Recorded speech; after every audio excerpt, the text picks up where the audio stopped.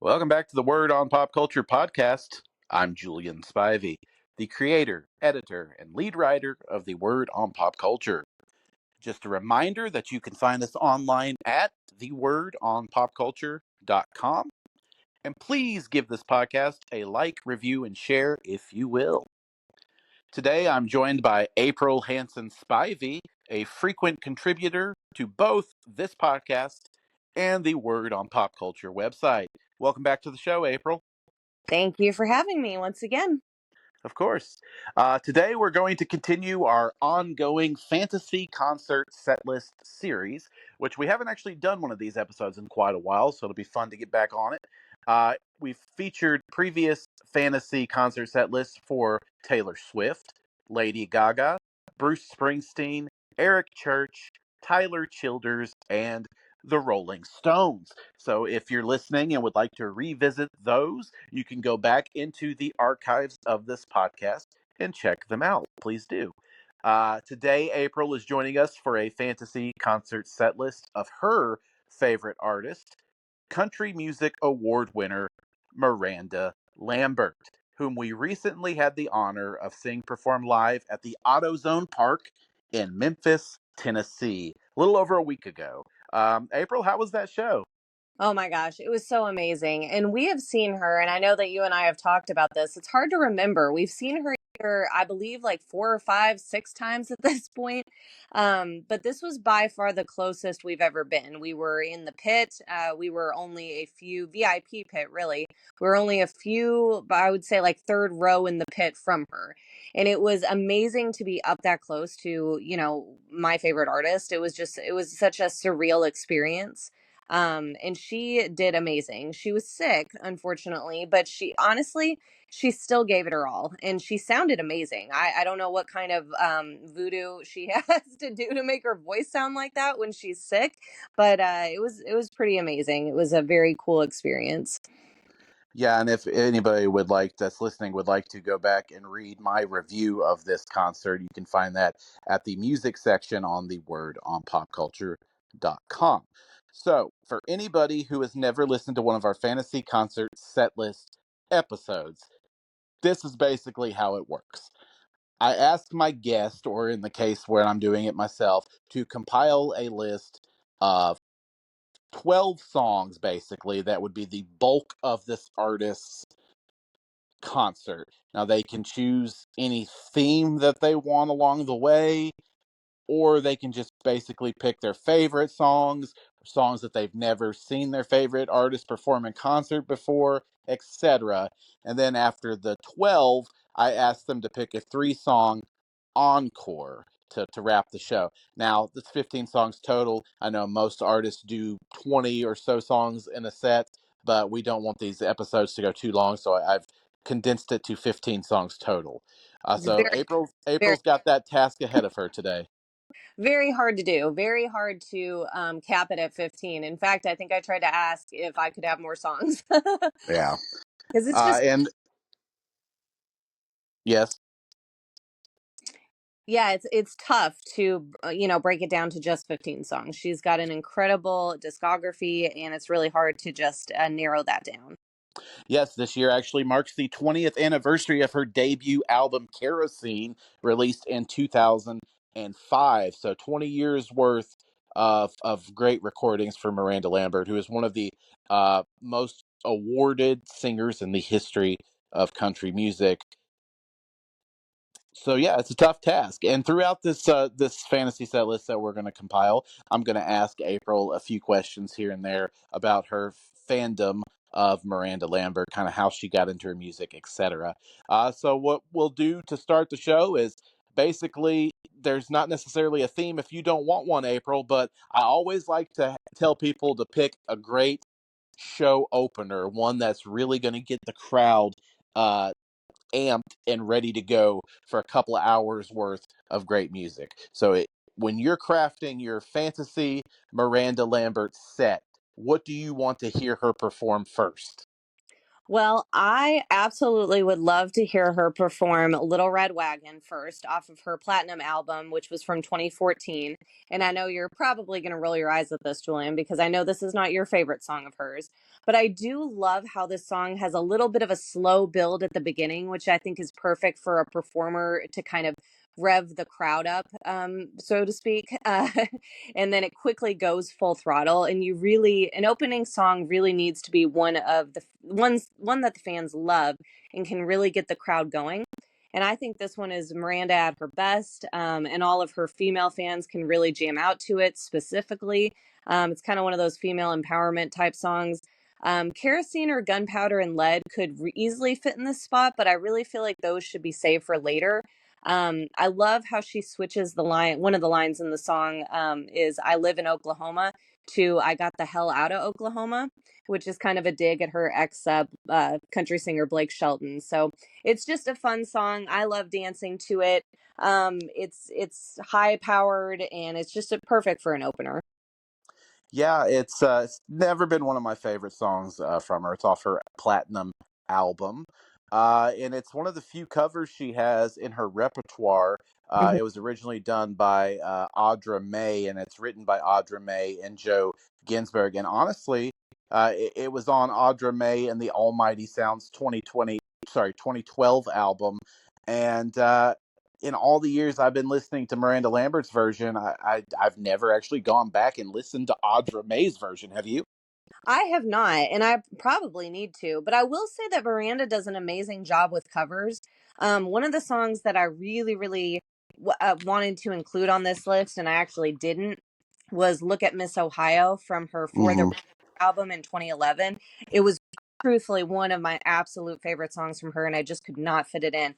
But she, between that one and then "That's the Way That the World Goes Round," John Prine song, she does a really good job of covers. Hmm. Little Red Wagon was a number five hit on the U.S. Hot Country Songs Billboard list in 2015 when it came out. Uh, you pick it as your opening song, and I agree with you. It makes for a good concert opener, but she has actually been performing it as the final song of her set, especially when we saw her recently in Memphis. I know that was her closer, which was something interesting to me. But again, I feel like, because Kerosene, she performed very early. She may have Hmm. performed it second. I'm trying to remember, but she performed it very early in her. It was the second song on her set recently. Yeah. Yeah, and I just feel like songs like that, they need to be later in a set. They're fan favorites, they're classics for her. I kind of like it when artists wait and to give fans those songs. So I think it actually, I mean, it did work great as a closer.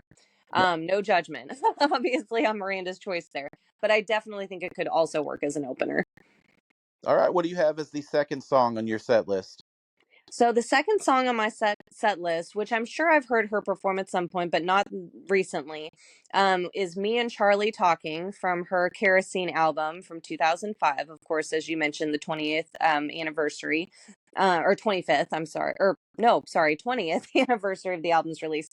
Um, Me and Charlie Talking, this song will always be a gem for me. And I'm just not sure I've ever seen her perform it, like I said, in concert, but it was her first single released in 2004. And especially, since it's the 20th anniversary of the album's release, hearing this sweet song in concert would be so cool. It's really just a sweet song about young love that's timeless. I really just love the lyrics, so we treat our love like a firefly, like it only gets to shine for a little while. It's a beautiful little song, and I think it would be such a sweet ode to, just her career to include it in a set list. I would love to hear it.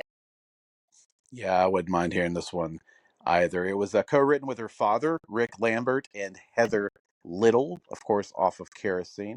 At the time, I don't know if this is still a record, but at the time, it broke the record for the highest debut ever by a female artist on the Hot Country Songs chart. And so you would think that it actually might have gone a little bit higher, but it only peaked at number 27 on that chart. We're talking about her first album. Is that pretty much when you got into Miranda Lambert's music? Was it 2005 when Kerosene was released, or did it take a little bit? I would say it probably took a little bit. Like, I remember loving Me and Charlie Talking. I remember listening to this in high school. So that's going to date me a little bit. But I remember listening to it and loving it on the radio. I remember instantly loving Kerosene, which is still one of my absolute favorite songs of all time to this day. But I will say that when I became like a hardcore fan, listened to every song on the album, was definitely Revolution in 2009. I think that album really just solidified my love for Miranda Lambert at that time. All right. What do you have number 3 on your list?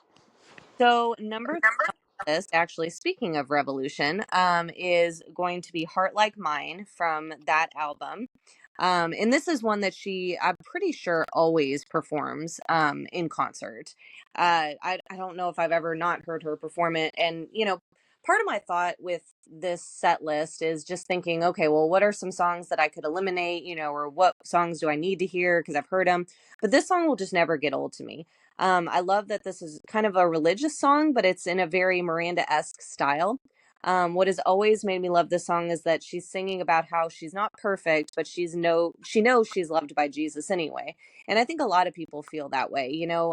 My favorite lines are the chorus. She sings about, I heard Jesus, he drank wine, and I'd bet we'd get along just fine. He calmed the storm and healed the blind, and I bet he'd understand a heart like mine. I think that's just beautiful. They're always going to be beautiful lyrics, and it's always going to be a song that I just connect to so well in concert. Yeah. This is one she wrote with Travis Howard and Ashley Monroe, who would be one of her Pistol Annie's trio around the same time they began that trio. This was her second career number 1 hit on the Billboard Hot Country Songs chart. And I love that. It's definitely a fan favorite. When I see her in concert, it's so neat to watch her perform that. All right, let's keep it going. What do you have at number 4 on your set list? So number four is one of those songs that, again, she performs a lot in concert, and I wish, part of me was kind of like, should I eliminate this one? But it's just hard to. So my fourth one would be White Liar, which is also from the Revolution album. It's one of Miranda's best songs, and even though, like I said, I've heard it so much in concert, I just couldn't bring myself to delete it off my dream set list. It's about, turning the tables on a cheater. I love the way that her twangy voice sounds on lyrics like it spreads just like a wildfire. And she just lengthens that word spreads in such a beautiful way. And it's very cool. Um, I could have, again, I was trying to think, I'm like, oh man, I love songs like Drunk and I Don't Want to Go Home, which actually did not make this list, which is crazy to me. And even like Pistol Annie's songs. I don't have any of her Pistol Annie songs on here either. Even though I would love to hear her perform it. But White Liar is just one of those songs that, again, it's a fan favorite. It's great to sing in concert. It's hard hitting. It's a great one.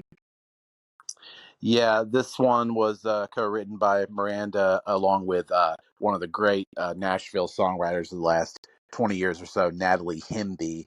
This And I song was peaked at number 2 on the Hot Country Songs list and was nominated for CMA Awards for both Single and Song of the Year. Did not win either of those. Not sure what would have won those years, but was nominated for both. and I really, I think that it's for those that may not be totally into Miranda Lambert's music or maybe not be familiar with these songs from her older albums. I mean, Revolution is, that whole album has just got perfect songs. That's one of those albums that I can go back and listen to at any point. So I really wanted to make sure there were at least a couple songs from that album. Yeah, that was a perfect segue into the next question that I had for you. The last 2 songs that both come off of Revolution. Is that your favorite Miranda Lambert album, or would you pick a different one? It's hard to say. That it's certainly one of my favorites. I would say, oh gosh. Um, I would probably say For the Record is also one of my favorites. But I got to say Revolution. I think every song on it is just perfection. It's just one of those, like I said, I can go back to as much, all the time, and there's just not really a song on there that does not, touch my heart in some way. So I Mhm. would say it's probably my favorite one. All right, what's next on your set list? So we're going to jump 10 years in the future off of Revolution. And all of these songs, I really think, just in tenure in the, or way that they sound and just the nature of the songs. I really purposely, wanted to put these in a certain order. So again, launching 10 years in the future to her Wild Card album, I would put Bluebird as my um, it's another kind of biographical type song for Miranda, sort of like Heart Like Mine in that way.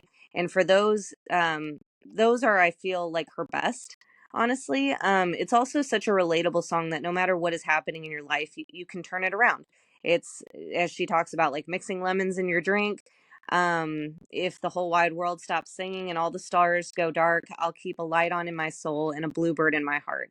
I love that so much. I just love that line. Anytime I've had stress in my life, I can turn on this song and just feel very connected to the lyrics. And it was her first Billboard #1 as a solo artist as a solo artist since 2012's with Over You, I'm pretty sure. Yeah, I went to #1 on the U.S. country airplay list, Mhm. and this was kind of when Billboard kind of split their list and from airplay into hot country songs. It used to all basically be radio airplay. Now it has to do with streaming and sales and everything. So it was #1 on the country airplay list, #3 on the hot country songs list. And this was included in Rolling Stone magazine's top 100 songs of the year when it came out. It was number 33 on that list. It was nominated for a handful of awards, including Best Country Song at the 63rd Annual Grammy Awards for Lambert and her co-writers Natalie Hemby again and Luke Dick. That's her and Natalie just write some amazing songs together. I love that they collaborate so much. Yeah.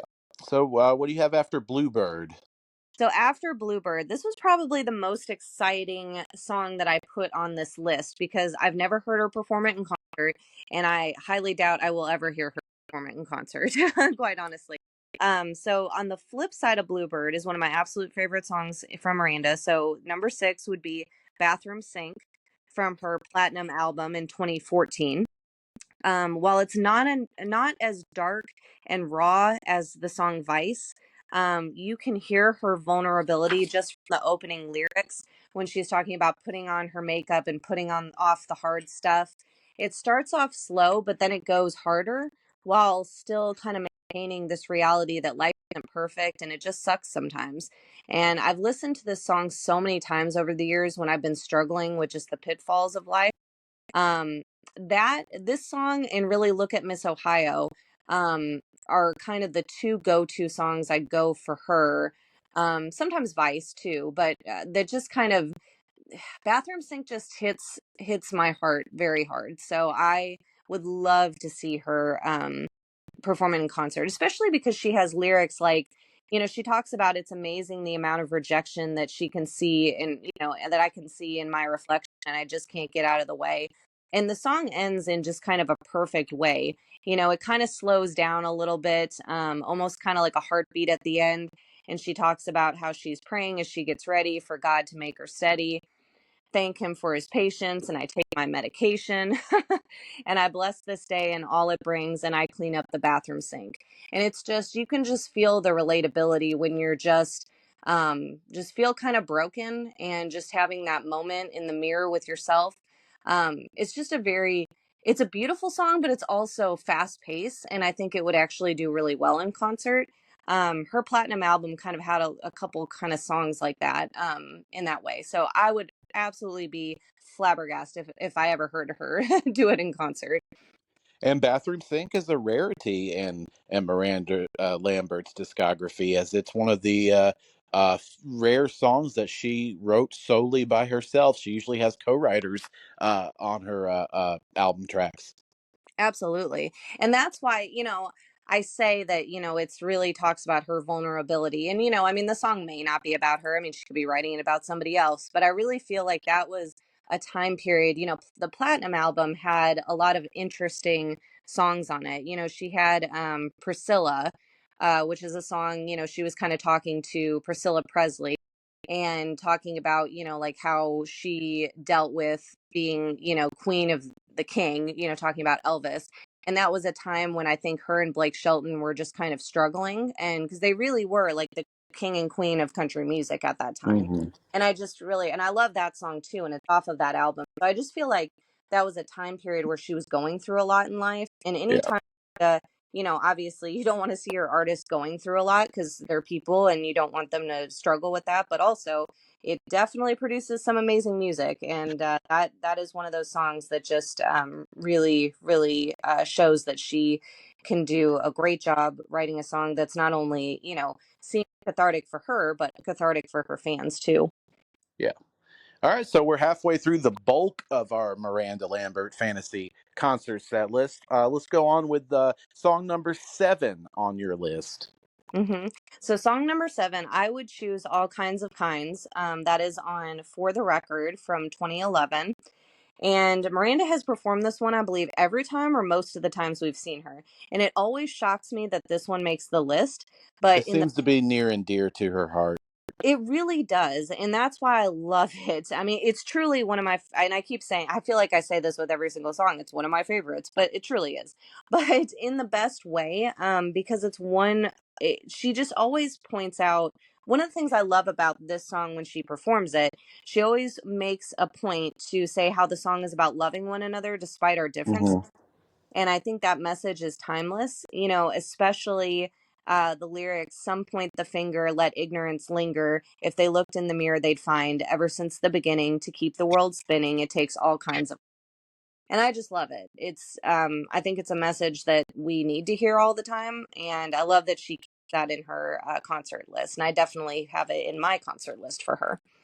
Yeah, it must be, like I said, it must be near and dear to her because it's one that it was the 5th single she released off of For the Record, so maybe this is why. But it wasn't a huge hit. It did go to number 15 on the U.S. country airplay, but it wasn't a big hit for her. And it's written by Philip Coleman and Don Henry, who are two songwriters who you don't really see a whole lot on her records. So it's just kind of, this one must have just really stuck out to her.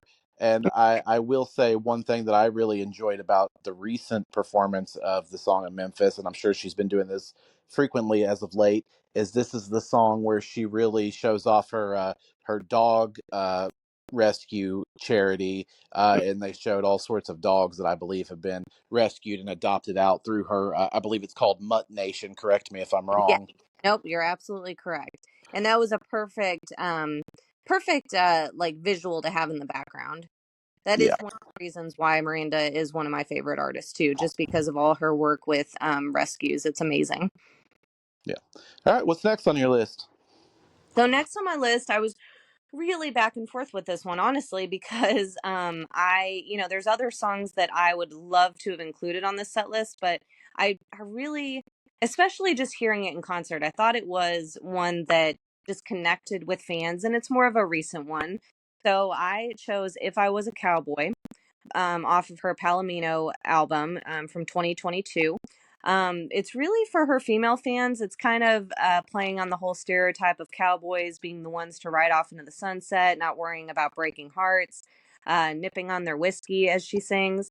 But I love just the vibe of the song. The lyrics are great, but also that whole the crux of the song is really, so she talks about this line, so mamas, if your daughters grow up to be cowboys, so what? It's perfection. And I think it's such a cool concert song. And it's really neat to see all her fans singing along to this one.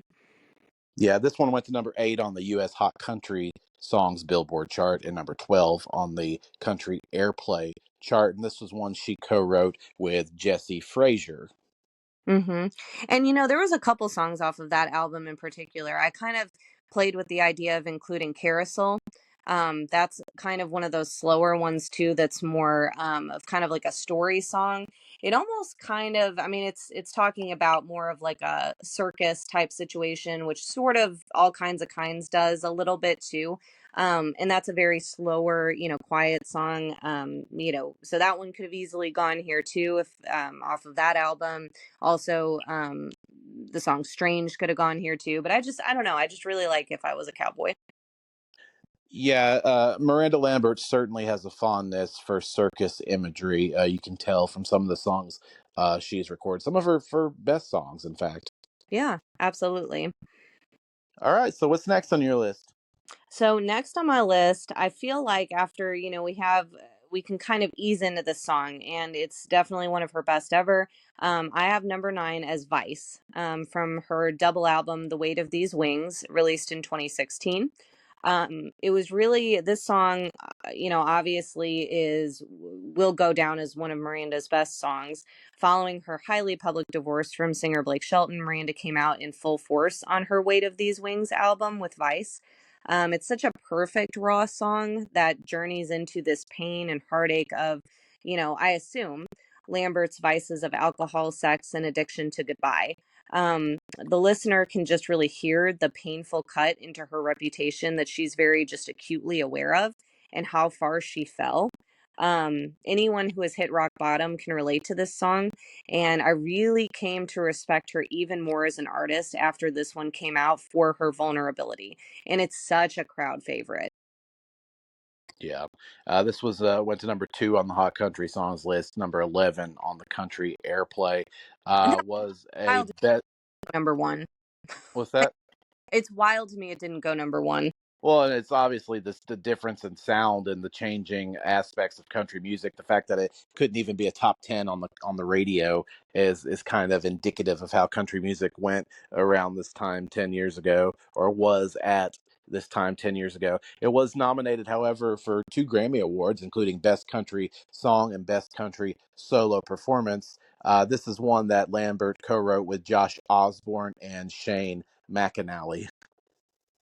Which is, obviously, again, that's a phenomenal writing group right there too. So, uh, Yeah, and Rolling Stone ranked this in their top 50 best songs of 2016. It was number 31 on their list. yeah, and it's definitely overall one of her best. I wouldn't say, I definitely know her top best is always going to be The House That Built Me, but I really could see this as number either 2 or 3 on that list for sure for Yep. her. All right, so before we get to your next song on your list, do you have an all time favorite Miranda Lambert concert moment and all the times you've seen her live? Oh gosh, that's a good question. Oh man. I would say, oh gosh, you know, I don't even know if this is a favorite. I would kind of two. I would say that seeing her this time, seeing her perform The House That Built Me was very emotional. Um, it was just a very powerful moment, and I know the weird thing about this time seeing her perform The House That Built Me is she didn't really sing half of it. She was sick and she kind of had a coughing fit, and her fans sang a lot of it. So that, but it was a very powerful concert moment for me. I would say, seeing, jumping up and down to Drunk and I Don't Want to Go Home, that was one of my favorites from this past concert experience. Looking back, I would say that Over You, um, we had seen her perform that song, and that was one of the ones I kind of had thought about putting on this list. I believe she released it in 2012. You may have to correct me on that. And that was actually 2012 was the year my mom died. And I remember seeing her perform this in concert, and it was hard to. I mean, obviously I cried, but it was very emotional for me. And I think that when you can connect with an artist on an emotional level instead of just a fun level, that those are kind of the concert memories that stick out most to me. So I would probably say hearing her perform Over You, which is not on this list, shockingly, but it was just a very moment in time for me where that song touched my heart in a different type of way. Yeah. All right, so we're getting toward the end of the main set of your Miranda Lambert fantasy concert set list. Yep. So let's start winding down that one. So number 10 on your set list. So number 10 on my set list was actually, this is one of those that I've never heard her sing in concert. And again, it's kind of like Bathroom Sink in that I don't think I will see her perform it.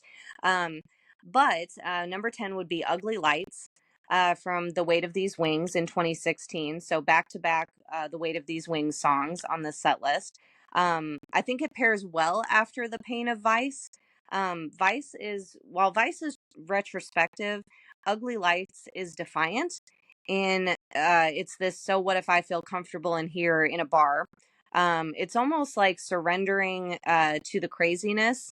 Um, and she talks about, this kind of just being in this bar and all the cliches that are, around her, and making this Monday morning drive of shame, not knowing how she's, you know, got home, all the things. And she's still going to gear up for the next night and be the girl that bartenders hate.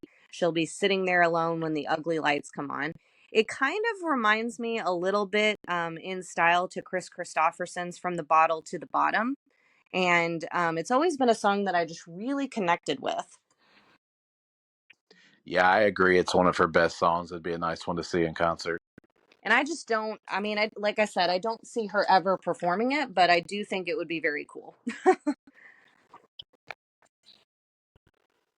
Yeah, that one is another one she did with Natalie Hemby and also Liz Rose. Yeah, and that's it's like I said, it's kind of one of those. I think it pairs really well next to Vice. Because it's a good kind of hard charged country song, and it's almost kind of like she sings it in this way of like, who cares? Because that was the point, that was another phase of what she was in at that time. So I just think it's cool. That album, that double album, was such a great kind of look into what she was dealing with after her breakup. So Yeah. So you mentioned a couple songs now, "Bathroom Sink" and "Ugly Lights," that you've not had the pleasure of seeing her perform live in concert, and that brings me to a question: is there a song that she performs too often in concert that you wish she would kind of give a break to? yes, Automatic. Um, That's the don't name of the song, not that you automatically have one. Well, automatic, correct, but I automatically knew that my pick would be Automatic. And Yeah. the thing to me is I really actually do enjoy singing along to that one in concert, but it's kind of just one of those songs that has never been my favorite of her. I've liked it. There's times where I will, if it's on, I'll listen to it, but it's never really a go-to for me. And I also think it's kind of a weird because it's kind of an ode to nostalgia for people, right? Like I think that's why people latch onto it, but it's just kind of like, eh, I mean, things happened in the past, and I think it's just kind of weird too because you have this line in there with staying married was the only way to work your problems out. And Hmm. she's been through divorce and she's been through very public breakup, so it's kind of like, I don't know. Like it's just a weird song to me. There's so many other options, and I would probably eliminate that one. I think it was a number one hit, and that may be why she plays it. But I agree. I think it's the most overrated song of her career. Yeah. Yeah. Um yeah, it's really the one I would take out. Like, and I thought for a second, like I had mentioned earlier about maybe taking out White Liar, but that's such a classic Miranda. Like I don't want to take that one out. I would definitely eliminate Automatic. But again, it's a crowd favorite. I get why she includes it. I Yeah. mean, people love that one. It's just not one that I gravitate to as much. Yeah, I think it was such a big hit, as I mentioned, that she just feels obligated, I get. and maybe it's one of her favorites too. And we're around the same age. Like I can see like a lot of the stuff she talks about in that song are things that I kind of did too, or like, I mean, I understand where she's coming from of that time period, like recording the country countdown on a cassette tape. I mean, I never exactly did that, but I mean, I get where she came from. It's about not having GPSs and, you know, and I get the message of the song. It's just kind of not as rich as her other lyrics, I feel like. Yeah. All right. So what's next on your set list? So next on my set list, and she may have performed. I don't feel like she's performed this since we've seen. I know she has not. There's no way. Number 11 would be Ghost off of the Marfa tapes. Mm-hmm. The Marfa tapes were released in 2021. I feel like Ghost was the best song off of a very impressive song list on the Marfa tapes. It's similar in style to Tin Man, and I really had a hard time picking which one of those songs I'd want to hear in concert because I kind of put Ghost and Tin Man like to the test, right? Mm. And I was shocked she didn't do Tin Man when we saw her recently. But honestly, I think I would have liked to hear Ghost more at this point. I heard her do Tin Man and it's amazing, but Ghost, it's heartbreaking lyrics of a lost love who was, as she sings, the meanest man I've ever known. And I think for people who have experienced heartbreak and have to let it go can relate. And I think it's just kind of a beautiful song to say, now you're just a ghost. And the way that that song comes across is just beautiful with her voice.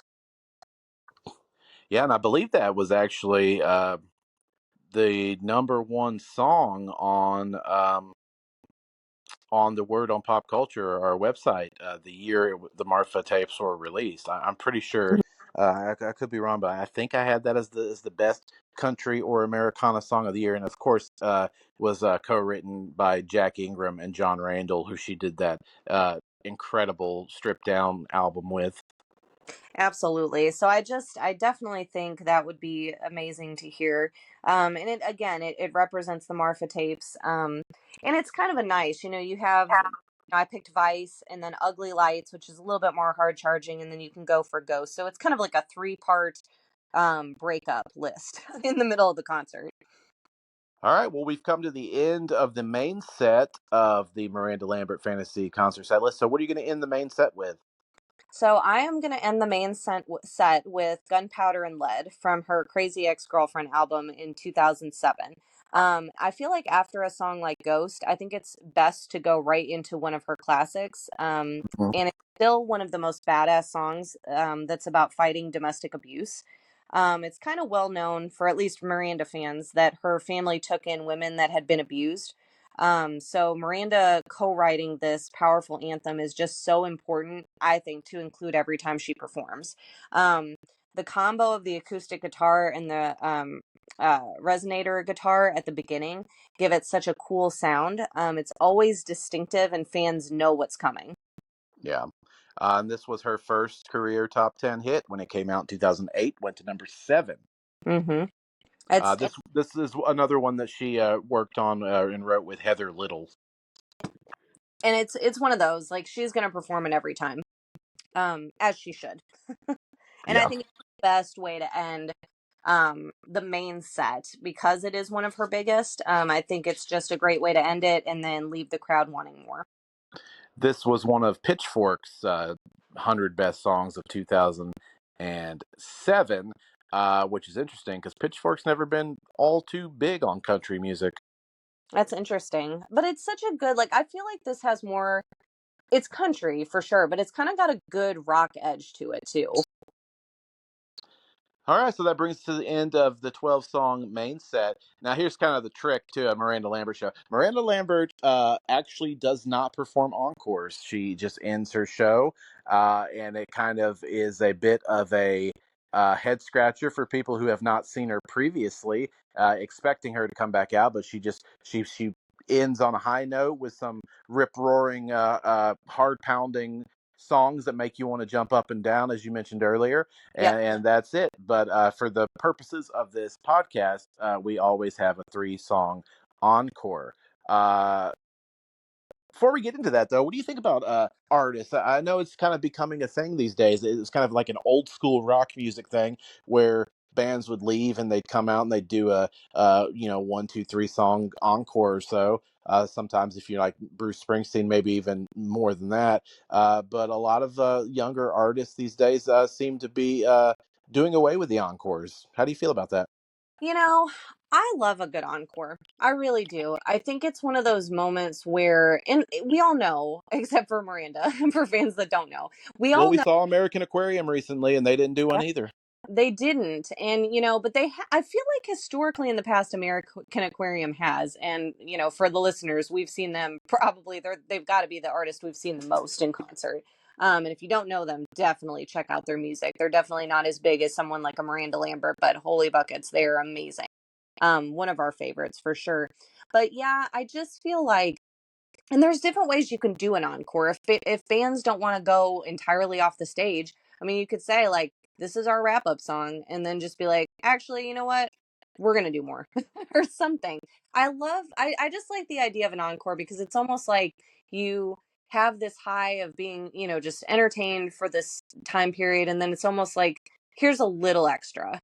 I just feel like, and even if they don't do it, even if they do the little extra without doing the whole like song and dance of walking off stage and coming back on, I feel like there's something fun about that. The crowd cheering them back on, and then they're going to just kind of give a little bonus to everybody. I enjoy a good encore.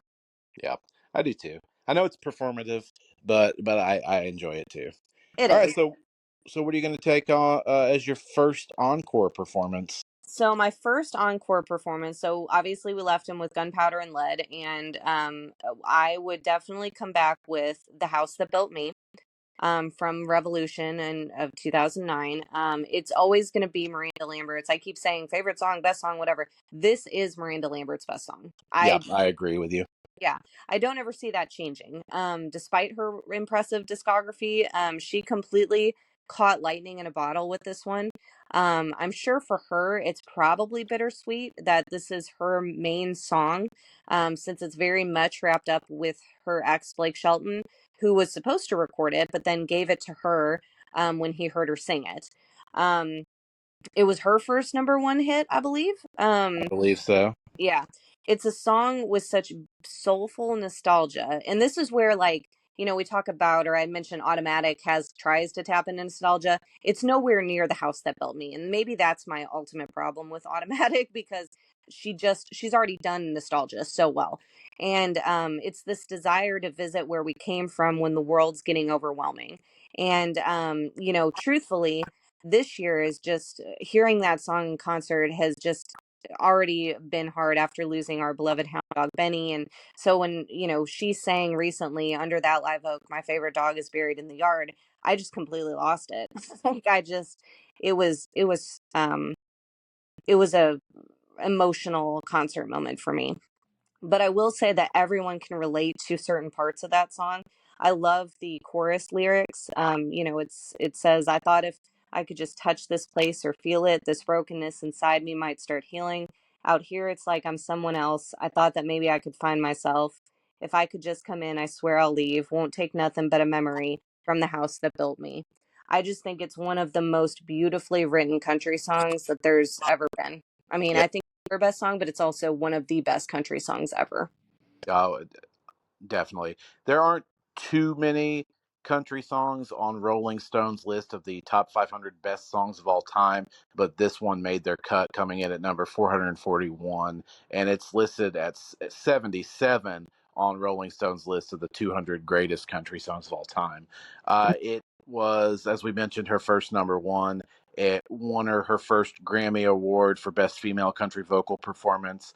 It won the ACM Award for both Song and Single of the Year. It won the CMA Award for Song of the Year. Now, the Song of the Year awards went to the songwriters, which were Tom Douglas and Alan Shamblin. Shamblin based the song on his experiences of going back to the home he grew up in Huffman, Texas.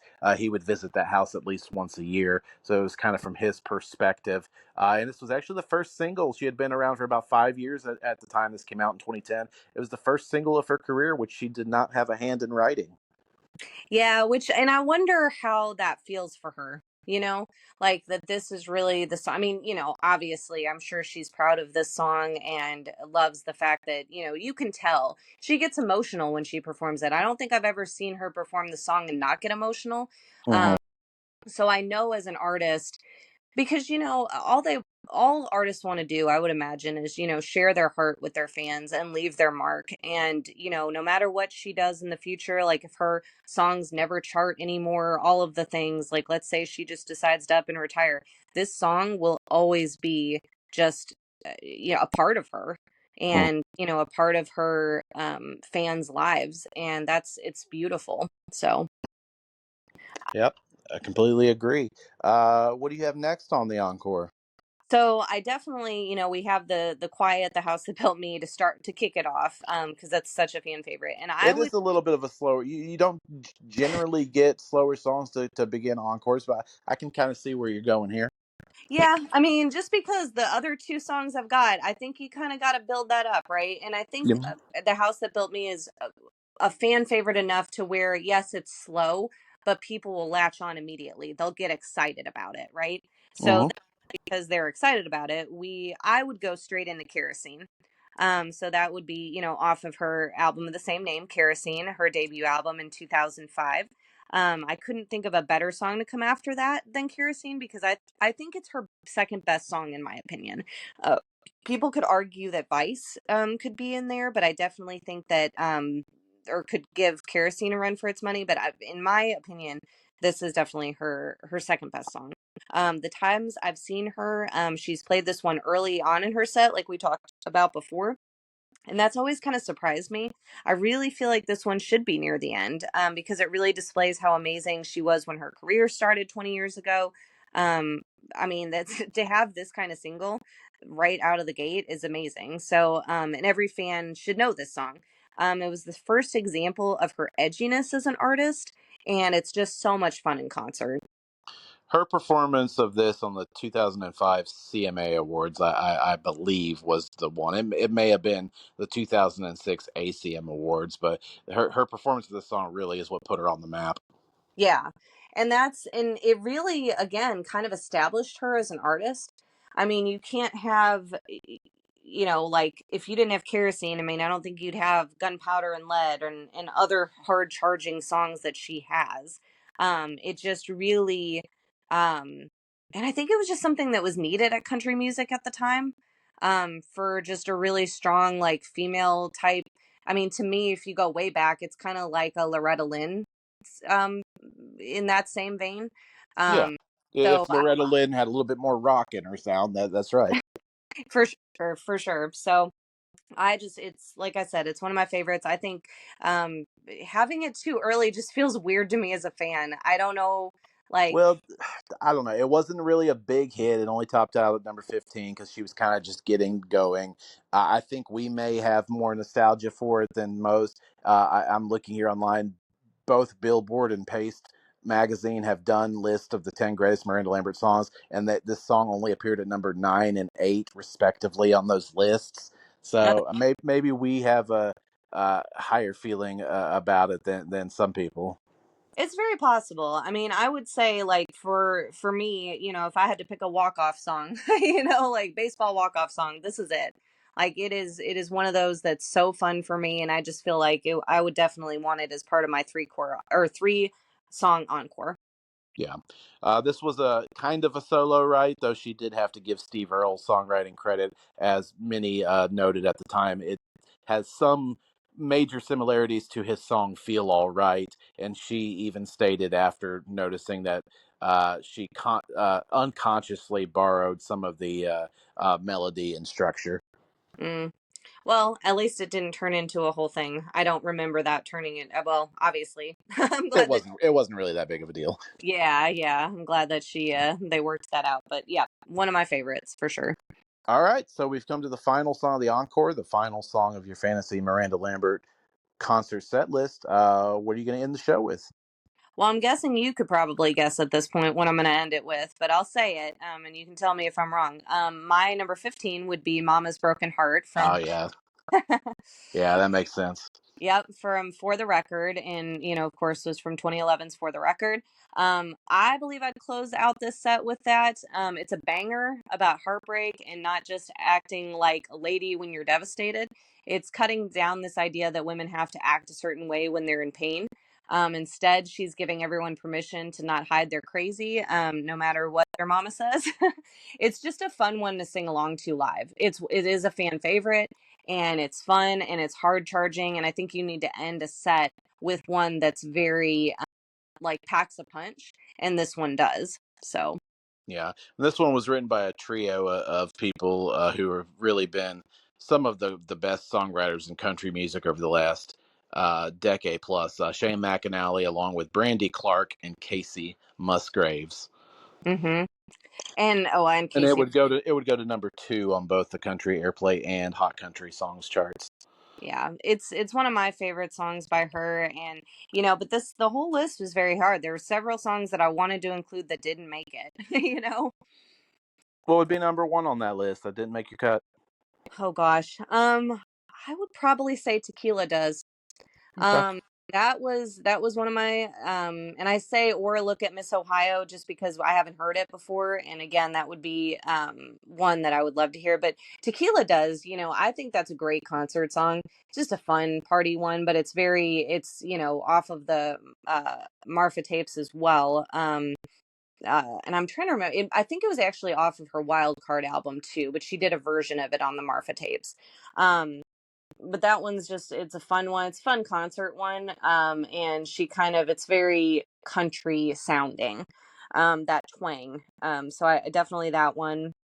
I also, and I know you didn't ask for multiple, but from her newest album, Postcards from Texas, I would have included Damn It Randy.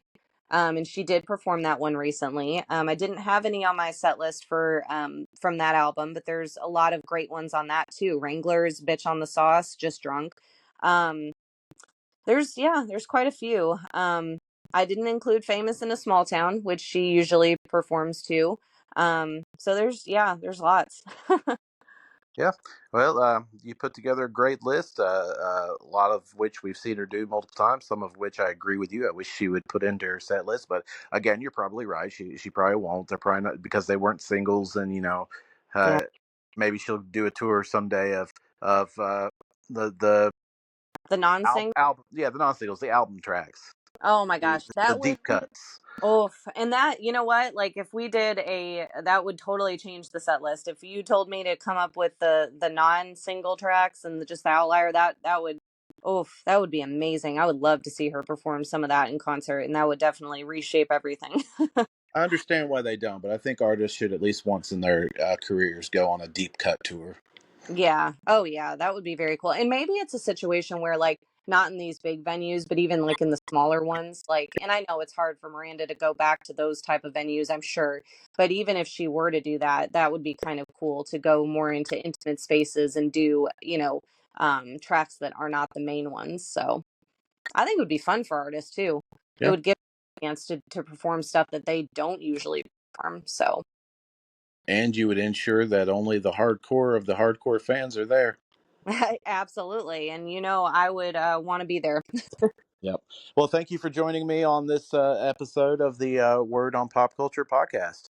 Yeah, it was so much fun. Thank you for getting or letting me chat about how much I appreciate Miranda Lambert as an artist. It was a lot of fun. Anytime.